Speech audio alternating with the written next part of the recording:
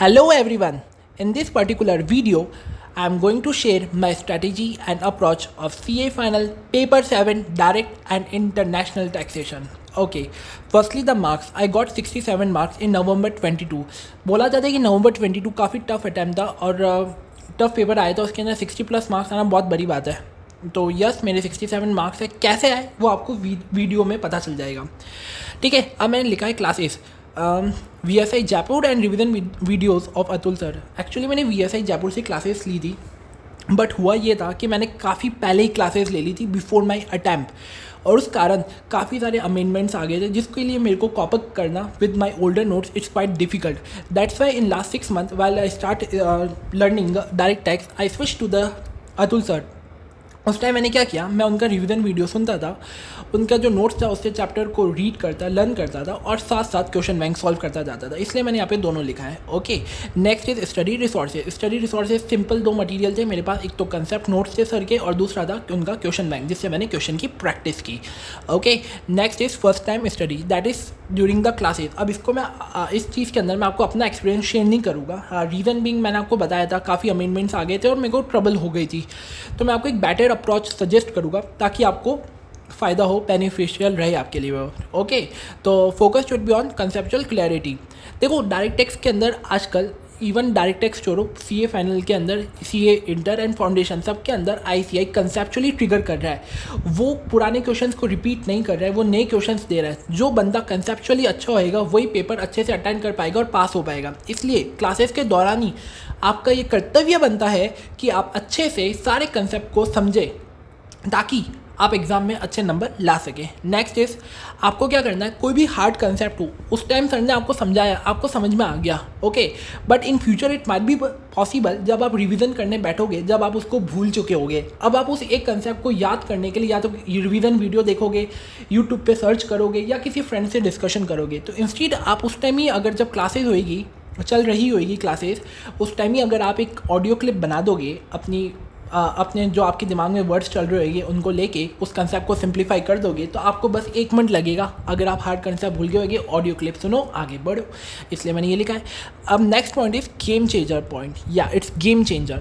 क्या करना है इसके अंदर, आपको देखो, आपको स्टडी मटेरियल लेना है, उसमें से काफ़ी आपको एनालिसिस करके पॉइंट्स ढूंढने हैं जो कि एग्जाम ओरिएंटेड पॉइंट्स है, and that's points which are not covered in the notes, और उसको आपको अपने नोट्स में इनकॉर्पोरेट करना है ताकि आपका नोट्स ब्रह्मास्त्र बन जाए, आपको सिर्फ वही पढ़ना रहे. अब लेकिन इसके अंदर मैंने साथ में एक कॉम्पैक्ट भी लिखा है BB सर का. रीज़न बिंग, देखो यार, बहुत जनों के साथ, स्पेशली मेरे साथ भी ये प्रॉब्लम हुई थी कि स्टडी मटेरियल की लैंग्वेज इज़ क्वाइट टफ. मेरे को उसको पढ़ना डिफिकल्ट हो रहा था, तो उसमें से मैं स्क्रूटनी कैसे करूँ कि इंपॉर्टेंट है या नहीं है. तो मैंने एक बीच का रास्ता निकाला था. बीच का रास्ता था कॉम्पैक्ट बुक. तो मैंने उस कॉम्पैक्ट बुक को लिया मैंने, और उसके अंदर से मैंने ऐसे पॉइंट्स को फाइंड आउट किया जो कि नोट्स के अंदर कवर्ड नहीं थे. उन पॉइंट्स को आइडेंटिफाई करने के बाद मैंने एनालिसिस किया कि whether this points are going to be asked in the question और going to be asked in exam और नॉट. अगर मेरे को लगा वो पॉइंट्स एग्जाम में आ सकता है तो फिर मैंने उसको नोट्स के अंदर इनकॉर्पोरेट कर दिया. सपोज इन अ चैप्टर मेरे को 5 पॉइंट ऐसे मिले जो कि कॉम्पैक्ट में थे बट नोट्स में नहीं थे, तो मैंने वो 5 पॉइंट को कॉम्पैक्ट से लिया. फिर मैंने एनालिसिस किया, मेरे को इसमें से लगा एक पॉइंट ऐसा है जो एग्जाम में आ सकता है, तो वो मैंने नोट्स के अंदर लिख दिया. यही काम आपको भी करना है. अगर आपको लगता है कि अगर आपके पास टाइम कम है और आपको इतनी माथाफोड़ी नहीं करनी है, तो आप सिर्फ नोट्स के साथ भी जा सकते हैं, आप उसके साथ भी अच्छे नंबर के साथ पास हो सकते हैं. बट मेरा टारगेट अच्छे नंबर लाना था, इसलिए मैंने थोड़ी एक्स्ट्रा मेहनत की ताकि कोई भी चीज़ छूटे नहीं. ओके, नेक्स्ट पॉइंट इज, देखो, डायरेक्ट टैक्स को है ना, आपको एक प्रैक्टिकल सब्जेक्ट ही समझना है. आपको इसके जितने भी प्रैक्टिकल क्वेश्चन अपने नोटबुक के अंदर अपने हाथों से अच्छे से करने हैं ताकि आपके लिए एग्ज़ाम में कुछ भी नया नहीं लगे, आप उसके हैबिचुअल हो जाने चाहिए. ठीक है, और साथ ही क्या करना है, बहुत जने करते हैं कि प्रैक्टिकल तो सॉल्व कर देते हैं बट उसके नीचे उसका रिलेटेड प्रोविज़न नहीं लिखते. आपको प्रोविज़न लिखना है, यस, क्योंकि प्रोविज़न के नंबर होते हैं. एग्जाम में तो 100% लिखना है, लेकिन जब आप नोटबुक के अंदर सॉल्व कर रहे हो क्वेश्चन, जब भी आपको प्रोविज़न लिखना है, जब भी आपकी हैबिट फॉर्म होगी और आपको अंदाज़ा लगेगा कि मेरे को कितना प्रोविज़न लिखना है, क्योंकि अपन बेयर एक्ट की तरह पूरा प्रोविज़न छाप के नहीं आ सकते. ठीक है, अपने को उसकी 1-2 लाइन कीवर्ड्स वाली जो मेन है या जो उस क्वेश्चन से रिलेटेड है वही अपने को लिखनी होती है, राइट. सॉरी, अब इसके अंदर है eliminate easy question for the revision purpose. देखो, बहुत जने क्या करते हैं, फर्स्ट रिवीजन जब करते हैं ना, जब से वो क्वेश्चन की शॉर्टलिस्टिंग और एलिमिनेशन राउंड शुरू करते हैं। आप अभी से शुरू कर दो। सपोज आपने 100 क्वेश्चन किए पीजीपीपी में, बिजनेस प्रोफेशन हेड के अंदर, अगर आपको लगा इसमें से सिर्फ 80 क्वेश्चन ये जो मैं आगे करूँगा, लाइक आपको लगा कि यार 20 क्वेश्चन तो बहुत ईजी है, मैंने फर्स्ट टाइम रीड किया, मेरे को उसमें ही आगे, तो उसको बार बार करने की जरूरत नहीं है, तो उसको एलिमिनेट कर दो, टाइम बचेगा। नेक्स्ट जब फर्स्ट रिवीजन करोगे आपको 100 नहीं 80 क्वेश्चन ही करने होंगे, वो टाइम सेव होएगा आपका, राइट। अब क्या होता है, एमसीक्यू की बात करते हैं। देखो केस सिनेरियो वाले एमसीक्यू अपन बाद में कवर करेंगे, अभी अपने को क्या करना है, क्लास के साथ साथ जो नॉर्मल एमसीक्यू होते हैं ना, सिंगल वाले एमसीक्यू, वो आपको करना है। 120 है, उसको कर लेना, उसमें से जो आपको हार्ड लगे उसको टिक करना, नेक्स्ट रिवीजन में वही करनी है, ठीक है। अब इसमें है ना चैप्टर वाइज भी बहुत जनों ने बाइफरगेट करके दिया हुआ है, जैसे एक CA धीर मोदी है, उनका टेलीग्राम पे चैनल है ड्रॉन चार्टेड के नाम से, आप वो फाइल वहाँ से ले सकते हैं, उन्होंने चैप्टर वाइज बाइफरगेट किया हुआ है। Okay, now switch to my first revision, which लगभग 10 दिन चला था वो। ओके, इसमें प्लस माइनस 1 डे हो सकता है, इससे ज़्यादा नहीं होगा, क्योंकि आप नोट्स फॉलो करोगे तो नोट्स काफ़ी ज़्यादा कंसाइज है और बहुत ही ज़्यादा क्रिप्स है, सब चीज़ कवर अच्छे से कर रहे हैं, लगभग सब चीज़ अच्छे से कवर कर रहे हैं, तो वो अच्छे से 10 दिन में हो जाएगा, ठीक है। तो आपको लर्न करना है नोट्स। अब मैंने लर्न को यहाँ पे रेड क्यों किया है यार, बहुत जने पता है क्या करते हैं, डायरेक्ट टेक्स्ट की क्लासेस ले लेते हैं, उसके बाद वो है ना क्वेश्चन बैंक को पढ़ते जाते हैं क्वेश्चन बैंक को, वो क्वेश्चन बैंक को पढ़ते नहीं है, वो क्वेश्चन बैंक को रट्टाफाई करते हैं, ठीक है। उनको लगता है कि सेम क्वेश्चन आ जाएगा, उतार के आ जाएगा, पास हो जाएंगे, लेकिन वो ज़माना गया कि आप 1-2 हज़ार क्वेश्चन लर्न करोगे, कॉपी पेस्ट करोगे और एग्जाम में पास हो जाओगे। अब आपको ऐसे नए क्वेश्चन पूछेगा, कंसेप्ट स्ट्रांग होएंगे जब भी आप उसको अटेंड कर सकोगे, और कंसेप्ट जब भी स्ट्रांग होएंगे जब आपको नोट्स लर्न होएंगे, आपको सब चीज़ें सारे प्रोविज़न याद होएंगे, जब भी आप इंटरलिंकिंग कर सकोगे टॉपिक्स की, अलग अलग हेड्स की, और आगे बढ़ अच्छे से पेपर सॉल्व कर सकोगे। अब इसमें एक चीज़ और है, अगर आपको लग रहा है कि क्लासेस और जो आपका फर्स्ट रिवीजन है उसमें टाइम गैप ज़्यादा आ गया है, ठीक है, प्लस आप कुछ चीज़ों को फॉरगॉट कर चुके हो या हो रही है, तो आप एक बार के लिए रिवीजन वीडियो को देखिए और फिर सेल्फ स्टडी मोड के अंदर एंटर हो जाए। साथ में आपको एक चीज़ करनी है, ठीक है, this is also a game changer point for me and I hope for you also. आपको दिन के अंत में, सपोज आपने पूरा दिन में बिजनेस प्रोफेशन हेड कवर किया, अब लास्ट में सोने से पहले 10 से 15 मिनट में, कोशिश 10 मिनट ही करना, पूरा का पूरा चैप्टर आपको रिवाइज करना है। कैसे करना है, quick bird eye view, sir के नोट्स लेना, ठीक है, फटाफट उसको गो थ्रू कर देना, पेज को पलटना, ठीक है, जो सेक्शन देख के लगे कि हाँ इसके अंदर का आ रहा है, मेरे को याद है, तो बस एक एक उसमें से कीवर्ड्स है ना, उसको बस अपनी आंखों से देख के आगे बढ़ते जाना, और जो सेक्शन लगे कि मैं भूल चुका उसको फटाफट रीड कर लेना। तो 10 से 15 मिनट का टारगेट लेके पूरे दिन में जो किया उसको 10 से 15 मिनट में उसको कवर कर लेना। इससे क्या होगा, आपका एक पता भी नहीं चलेगा, 10 से 15 मिनट में एक रिवीजन और हो जाएगा, और इससे क्या होगा, आपके दिमाग में पिक्चर बन जाएगी, नोट्स की पिक्चर बन जाएगी आपके दिमाग में कि हाँ इस पेज में ये लिखा हुआ है, फिर उसके नेक्स्ट पेज में ये लिखा हुआ था, मेमोरी इमेज बोलते हैं इसको, ठीक है, जो आपको आगे चल के बहुत काम आएगी एग्जाम में स्पेशली। अब है सीक्वेंस विच आई फॉलो। अब सीक्वेंस में हो सकता है आपको कुछ टॉपिक नहीं मिलेंगे, वो इसलिए नहीं मिलेंगे क्योंकि मैंने 100% कोर्स कवर नहीं किया था। मैंने 2 कैटेगरी बनाई थी, what to do, what not to do. What to do category आपको यहाँ पे मिल जाएगी, और ये जो PDF है, इसका जो PDF है ये आपको मेरे टेलीग्राम ग्रुप पे मिलेगी, जिसका नाम है CA इनसाइट्स विद दीपम, और उस ग्रुप का जो लिंक है वो मैं डिस्क्रिप्शन बॉक्स में शेयर कर दूंगा, ठीक है। अब मैं इसके बारे में कुछ बताता हूँ। अब देखो ये जो सीक्वेंस है ना, इसमें जो चैप्टर्स के नाम लिखे हैं इसको मैंने इंडेक्स से लिया है। किसके इंडेक्स से? अतुल सर के नोट्स से। तो हो सकता है आप कोई और बुक रेफर कर रहे हो तो आपको थोड़ा मिसमैच होएगा, इसलिए मैंने कई जगह ब्रैकेट में लिख भी दिया है, लाइक असेसमेंट तो मैट EMT ये सब इस वाले टॉपिक के अंदर कवर है नोट्स के अंदर, ओके। अब यहाँ पे मैंने अमेंडमेंट्स को रेड किया है। रीज़न बिंग, बहुत जने क्या करते हैं, अमेंडमेंट्स को लास्ट में लेके जाते हैं, last day before the exam में सबसे लास्ट में करते हैं वो, लेकिन आपको अमेंडमेंट पहले ही करना है, क्योंकि अमेंडमेंट वैसे भी अपने इतने स्ट्रॉन्ग होते नहीं है, क्योंकि वो ड्यूरिंग द क्लासेज नहीं होते, आफ्टर द क्लासेज आते हैं। तो अगर हम पहले बीच में ही अमेंडमेंट को कर लेंगे तो हम उसको सफिशिएंट टाइम दे पाएंगे, अच्छे से उसको रिवाइज कर पाएंगे, और अमेंडमेंट से आने की प्रोबेबिलिटी ज़्यादा होती है, ये तो पता ही है आपको, ओके। और दूसरा ये मैंने लिखा है overview of model tax convention. इसमें मैंने सिर्फ 2 पॉइंट ही किए थे, article 4 which is non as resident tie breaker rule also, and article 5 which is permanent establishment. क्योंकि ये सरने का तो इंपॉर्टेंट है, पूरा चैप्टर करने का टाइम नहीं था, तो मैंने सिर्फ ये 2 पॉइंट कर लिए थे, और इस चैप्टर का वेटेज भी ज़्यादा था नहीं। नेक्स्ट इज आपको क्वेश्चन बैंक सॉल्व करना है, चैप्टर वाइज सॉल्व करना है। ऐसा नहीं कि पूरी डायरेक्ट टेक्स्ट कर ली फिर एक साथ क्वेश्चन बैंक लेके बैठे, नहीं, एक चैप्टर फिर उसके बाद क्वेश्चन बैंक, एक चैप्टर फिर क्वेश्चन बैंक, ठीक है। और इस रिवीजन में आपको क्या करना है, हर चैप्टर से 2 से 3 जो टफेस्ट क्वेश्चन है उसको अपने हाथों से अपनी नोटबुक के अंदर सॉल्व करना है, ठीक है।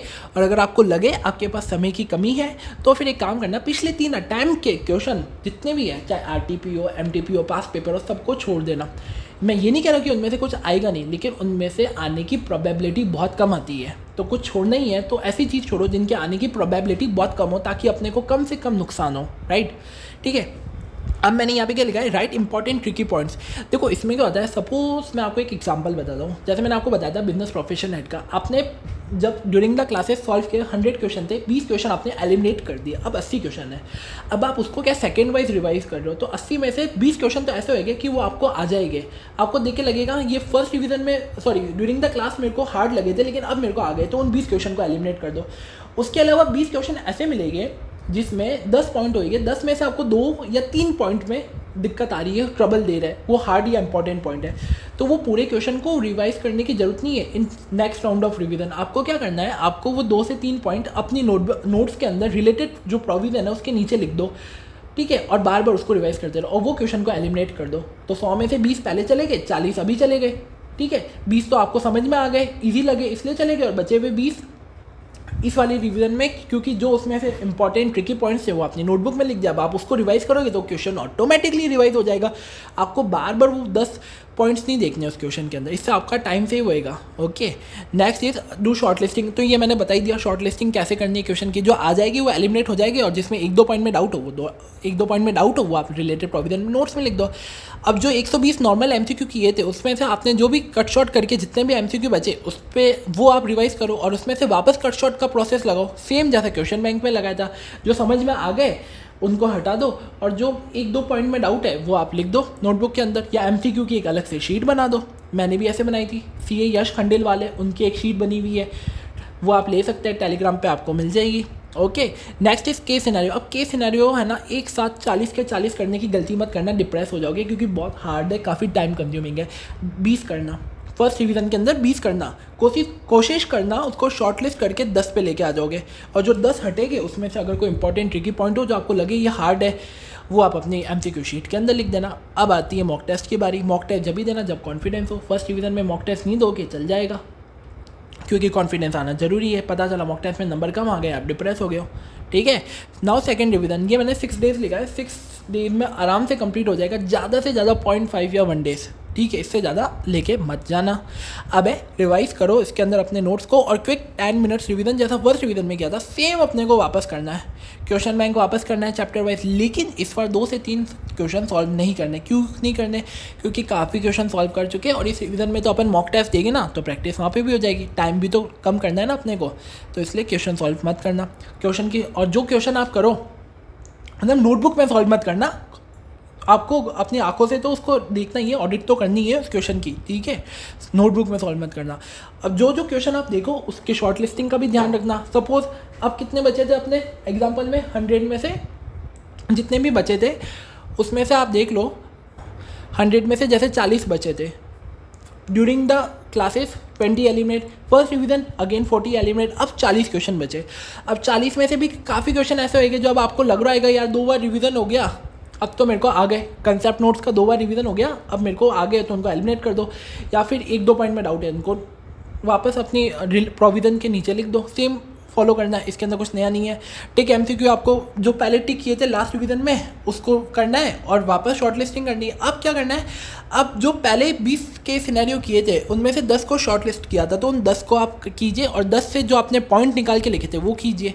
फिर जो बचे हुए 20 है जिनको अभी तक आपने हाथ ही नहीं लगाया ना, अब उनकी बारी आती है, उनको आपको अच्छे से पढ़ना है, उसमें से वापस 10 को शॉर्ट लिस्ट करना है, और जो 10 आप जिनको एलिमिनेट कर दो उनके आप इंपॉर्टेंट ट्रिकी पॉइंट्स अपने MCQ शीट के अंदर लिख देना, ठीक है। और इस बार देना है अपने को मॉक टेस्ट, आराम से देना, अगर सही से फॉलो करोगे इस मॉक टेस्ट के अंदर ही अच्छे नंबर आ जाएंगे, और यहाँ से कॉन्फिडेंस इंक्रीज होता जाएगा, और आगे के लिए एक नींव सेट हो जाएगी कि हाँ अब तो इससे ज़्यादा ही नंबर आएंगे, ठीक है। अब है थर्ड रिवीजन, 3 डेज आराम से होएगा, कोई टेंशन नहीं, इतना मस्त रिवीजन हो चुका है अभी तक अपना 3 डेज़ के अंदर पूरी डायरेक्ट टेस्ट कंप्लीट, ठीक है, नहीं तो मैक्सिमम 3.5, इससे ज़्यादा कुछ नहीं।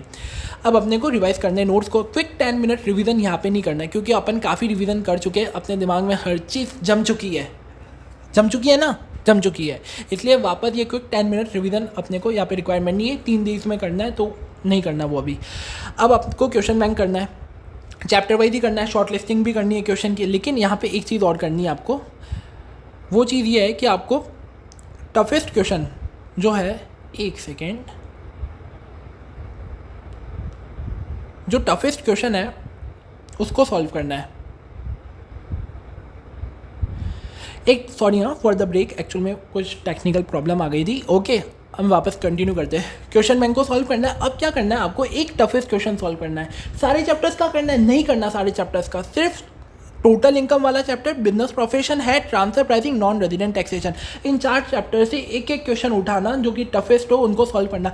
रीजन बिंग इनसे 100% एग्जाम में क्वेश्चन आएगा, बड़ा क्वेश्चन आएगा, सॉल्व करने में आपको टाइम लगेगा, तो आपकी प्रैक्टिस हुई भी होगी, तो आपके लिए काफ़ी बेनिफिशियल रहेगा। ठीक है, फाइनल शॉर्ट लिस्टिंग करना क्वेश्चन की, जो नॉर्मल वाले एमसीक्यू है वो टिक किए हुए उनको रिवाइज करना, एमसीक्यू शीट में आप जो पॉइंट लिखते जा रहे हो उनको भी रिवाइज करना। अब जो केस सिनेरियो शॉर्ट लिस्ट करने के बाद आउट ऑफ 40 जो 20 बचे हैं उनको रिवाइज करना, और जो 20 आपने एलिमिनेट कर दिए हैं उनसे रिलेटेड जो भी पॉइंट है वो एमसीक्यू शीट में लिखे उसको रिवाइज करना। अब आपका टारगेट रहेगा उन 20 को शॉर्टलिस्ट करके 5 बनाना है, क्योंकि एग्जाम से एक दिन पहले 5 से ज़्यादा ना हो पाएगा, टाइम कम होता है, तो वो 5 शॉर्टलिस्ट कर दो, और जो 15 एलिमिनेट करो इस राउंड ऑफ रिवीजन में, उसको वापस इंपॉर्टेंट ट्रिकी पॉइंट्स जो भी है अपनी लैंग्वेज के अंदर एमसीक्यू शीट में लिख देना, ताकि अगली बार फटाफट वही रिवाइज करना रहेगा, और मॉक टेस्ट दे देना। अब अपन आते हैं last 1.5 day revision before the exam. अब देखो, इसके अंदर एक ट्रिक खेलनी पड़ेगी, मैंने भी ट्रिक की थी। आपको क्या करना है, मटेरियल तो वही है, नोट्स रिवाइज करने हैं, लेकिन और क्वेश्चन बैंक भी करना है। लेकिन एक चीज़ इसमें यह है कि जो SCMP का एग्ज़ाम होएगा ना, यानी कि आपका SCMP का एग्ज़ाम होएगा ना, उस दिन भी आपको आके इलेक्टिव नहीं पढ़ना है। मतलब SCMP का एग्ज़ाम ख़त्म हो गया, बाकी आपको इलेक्टिव की तैयारी नेक्स्ट डे से शुरू करनी है। वो जो दिन है ना SCMP के एग्ज़ाम के बाद वाला 3, 4, 5 घंटे वाला, उसके अंदर आपको डायरेक्ट टैक्स के ऐसे टॉपिक करने हैं जो वेटेज जिनका कम हो, लेकिन वो आपको भी बहुत स्ट्रांग फीलिंग है कि मतलब कि ये चैप्टर मेरे को ईजी लगता है। लाइक जो आपको स्ट्रांग है आपके लिए चैप्टर, और जिनका वेटेज कम है वो आप उस दिन कर लेना। लाइक मैंने डिडक्शंस कर लिया था, डबल टैक्सेशन अवॉइडेंस एग्रीमेंट कर लिया था, set of carry forward of losses कर लिया था, और एक चैप्टर कोई और किया था, वो मेरे को याद नहीं आ रहा है ऑफ नाउ। तो आपको ये करना है उस दिन, उससे क्या आएगा, अपना बर्डन कम हो जाएगा, क्योंकि डायरेक्ट टैक्स काफ़ी लेंथी सब्जेक्ट है और इलेक्टिव ओपन बुक होता है। अपन बचा हुआ जो होएगा दिन, मतलब एक जो हॉलीडे होएगा और एक बिफोर द एग्ज़ाम 3-4 घंटे सुबह के मिलेंगे, उसके अंदर आराम से कवर हो जाएगा। ठीक है, और जब इलेक्टिव का एग्ज़ाम खत्म होके होएगा, जब डायरेक्ट टैक्स का शुरू होएगा लीगल पीरियड पढ़ाई करने का, तो उस दिन आके ईजी चैप्टर कर लेना, थके हुए हो गए 4 घंटे पेपर लिख के, और जब नेक्स्ट होएगा तो हार्ड चैप्टर से शुरू करना, TDS से शुरू कर सकते हैं आप। TDS is very tough chapter, ठीक है, और उसका वेटेज भी बहुत अच्छा है CA फाइनल के अंदर।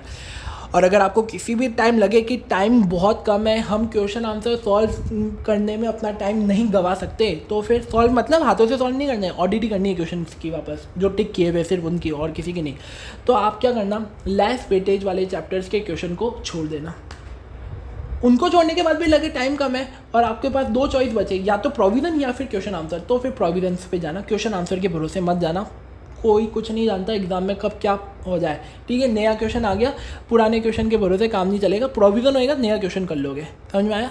ठीक है, और जब भी एग्ज़ाम से मतलब एग्ज़ाम होने वाला उससे 1.5 घंटे पहले, जब भी मतलब आप जा रहे हो एग्ज़ाम सेंटर, उससे 1.5 आवर्स पहले जो MCQ टिक किए हुए, केस सिनेरियो जो टिक किए हुए, और जो ट्रिकी पॉइंट्स MCQ शीट में लिखे वो आपको देखना है। ऐसे करके जाओगे 100% टफ से टफ पेपर के अंदर 60+ मार्क्स स्कोर आराम से कर लोगे, क्योंकि बहुत अच्छी तैयारी हो चुकी होगी। ओके, तो आई होप दिस वीडियो, मतलब ये वीडियो आपको अच्छा लगा होगा, and if you found the content of this video as a useful and beneficial, please do share with your friends so that they can benefit also, and do subscribe the channel, and if you like the video please like it, and या बहुत जल्द मैं next video ला रहा हूँ on the elective. Till then stay tuned, bye bye.